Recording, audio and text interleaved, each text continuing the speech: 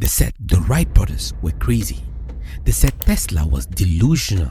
And now they are saying the same about an African inventor who might just change the world. But here is something they don't teach you in history books. Every revolutionary idea sounds impossible until it isn't. More accurately, a Microsonic energy-powered motor vehicle, a racing electric motorbike, and a generator. 70% of the components in the Microsonic energy, which I've tailor-made, which I've designed. So those are the components that enable the radio frequency to be transferred into pure, useful energy. And this is the first time in the world. With that technology, it violates the laws of energy in thermodynamics and also the first law of energy as well. So they wanted to arrest him for changing physics. Yeah, yes. Even when we tried to file a patent, they said we were violating the natural laws of physics. So it's not an industrial applicable. We decided to take the trade secret route after that. So with this car, you can also use it to power your house. It is a moving generator. When you drive from work back to your home, you can connect your power cable, then you can power your house.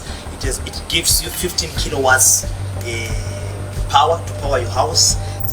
A Microsonic energy device, it is the generator in this machine.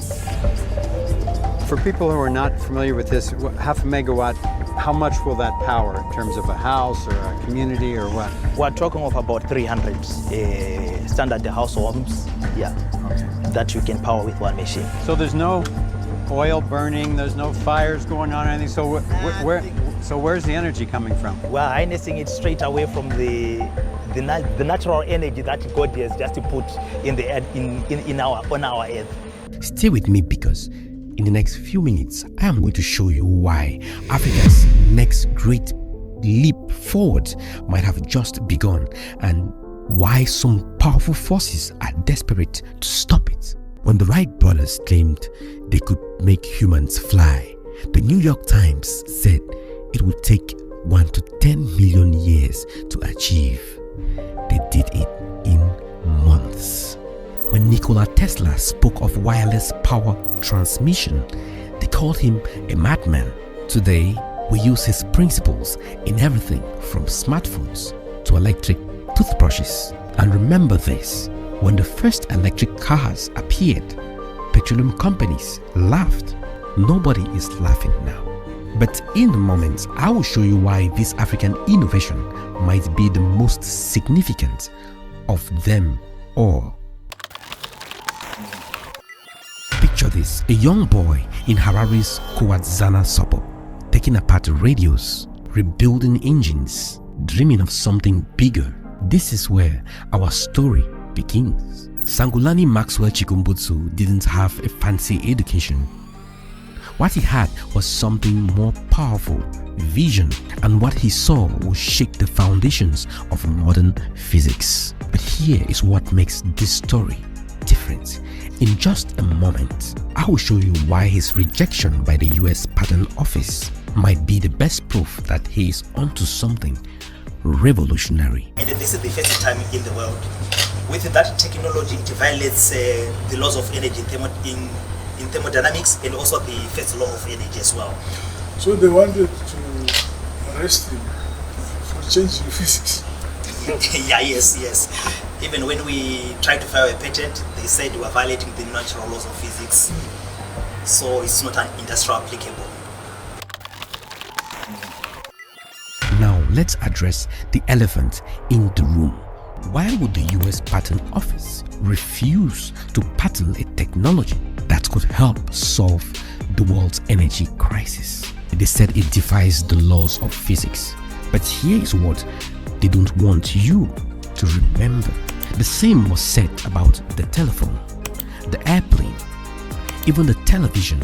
Each time, the laws of physics were used to dismiss what we couldn't yet understand. Think about this. If the Wright brothers had submitted their flying machine to today's patent office, would they have been rejected because heavier than air flight defies gravity? But there is something bigger happening here. something that's making global powers uncomfortable. For centuries, Africa has been seen as a consumer of technology. For example, mathematics started in Africa more than 20,000 years ago, as can be seen on the Ishano bone. This bone has calculations that date back more than 20,000 years ago. Surgical operations started in Africa more than 2,500 years ago. Cardiac surgery innovation started in South Africa in 1967. Despite all these and many more that we can't possibly list in this video, Africa is still known as a consumer of technology. But what happens when Africa becomes the producer, the innovator, the leader? Because from M-Pesa revolutionizing mobile banking to Rwanda's drone delivery networks, Africa isn't waiting for permission to innovate anymore. Now here is where it gets interesting. Imagine a world where energy isn't controlled by a select few, where every nation, every village has access to unlimited energy. But some people don't want you to imagine this world, and in a moment I will show you exactly why. The same physics that once said human flight was impossible now says Chikumbutso's invention can't work. But here's what the critics aren't telling you. Independent researchers, including Foster Gamble and scientist Neil Rockner, spent weeks testing this technology. What they found next will surprise you. This isn't just one invention or one country. It's about something much more bigger. Africa's role in shaping the future of humanity. Imagine no more energy poverty, no more dependency, no more limitation on African innovation and growth. Now I have a question for you.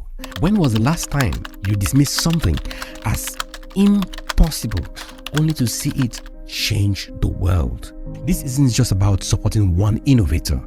It's about supporting Africa's right to innovate, to challenge conventions, to lead.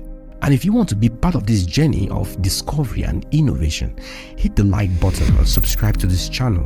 Because remember, every great innovation in history sounded impossible until it wasn't. This is the Strategic Lens. Stay curious, stay bold, and never stop questioning the impossible. My name is Albert Luis.